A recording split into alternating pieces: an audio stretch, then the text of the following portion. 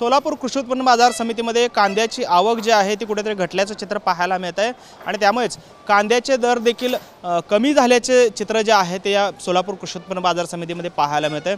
खरं तर सोलापूर कृषी उत्पन्न बाजार समिती ही राज्यातील नंबर 2 ची बाजार समिती मानली जाते। कांद्याची मोठ्या प्रमाणात आवक जी आहे ती या बाजार समितीमध्ये येत असते। त्याचबरोबर मोठे लिलाव जे आहे ते कांद्याचे या ठिकाणी होत असतात। मोठी उलाढाल जी आहे विशेषतः दक्षिण भारतामध्ये जे आहे ते सोलापुरातूनच कांद्याचं जो वितरण आहे ते होत असतं आणि त्यामुळे मोठी बाजारपेठ जी आहे त्या ठिकाणी दक्षिणेचं द्वार म्हणून देखील सोलापूर कृषी उत्पन्न बाजार समितीला मानलं जातं। आणि त्या संदर्भात बोलण्यासाठी आपल्यासोबत व्यापारी आहेत। भाई काय सांगाल, काय नक्की परिस्थिती आहे कांदा मार्केटची गेल्या आठवड्याभरापासून? आता गेल्या आठवड्यात ॲव्हरेज मार्केट चाललं होतं 1000 पासून 5000, 5500, 6000। तर या आठवड्यात सोमवारी होती सोमवार ते मंगळवार 500 गाडीपर्यंत आवक होती। आता त्या टायमाला 5000, 5500 रुपये मार्केट होता। मग आता 1-2 दिवस झाले 300, 400 गाडी आवक चालली आहे। मग सरासरी ॲव्हरेज धरल्यावर तुम्ही 1000 रुपये मार्केट कमी झालं आहे।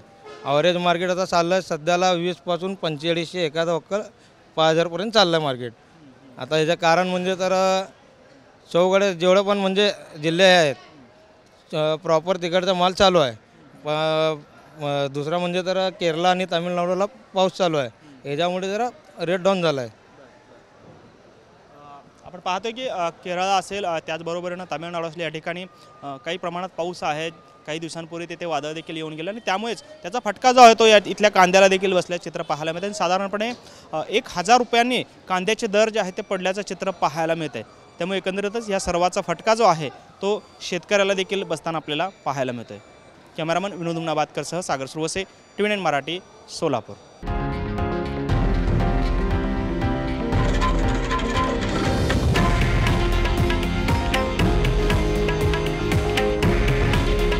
हे आहे देशातील नंबर 1 न्यूज नेटवर्क आणि आपण पाहत आहात TV9 मराठी। काळजी तुमची, हित महाराष्ट्राचं।